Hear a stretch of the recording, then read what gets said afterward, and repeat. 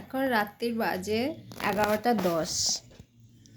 এই যে ঘড়িতে আমার মেয়ে স্কুলে খেলায় ব্যাডমিন্টন পেয়েছিল, এই যে দাঁড়িয়ে আছে।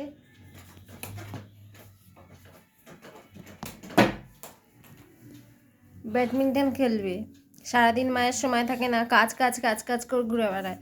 তার কি করবে, শুতে এসে এখন মানে চান করার কথা মনে পড়লে যেরকম হয় সেরকমই, শুতে গিয়ে এখন ব্যাডমিন্টন খেলবে।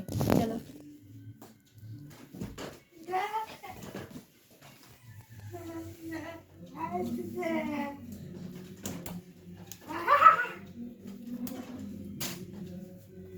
এই হচ্ছে খেলা। আমার শোয়ার টাইম হয়ে গেছে, ঘুমেতে চোখ দুটো জুড়ে আসছে। কখন ঘুমাবো, সেই উঠেছি আজকের 4:20-তে।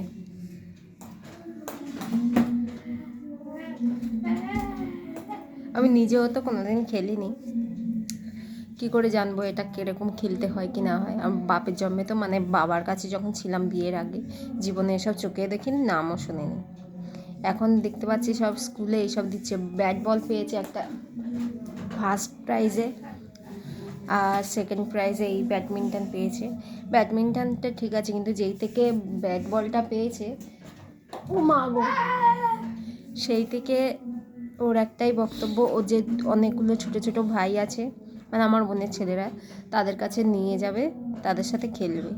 কিন্তু ব্যাডমিন্টনটা খেলতে গেলে মানে এই যে এই র্যাকেটটা খেলতে গেলে ওকে রাস্তায় যেতে হবে, কারণ এই ছাদের মধ্যে কোথায় পড়ে যাবে কি হবে না জানি না, হারিয়ে গেলে আবার কিনে দিতে হবে। তাই জন্য আমি রাস্তায় বের করতে চাই না। আরে বারে, তো সেই জন্য ও ভাবছে কি মায়ের বাড়িতে নিয়ে যাবে, নিয়ে গিয়ে খেলবে। কিন্তু ওর ভাবনাটা তো আর সত্যি আমার পক্ষে সম্ভব না।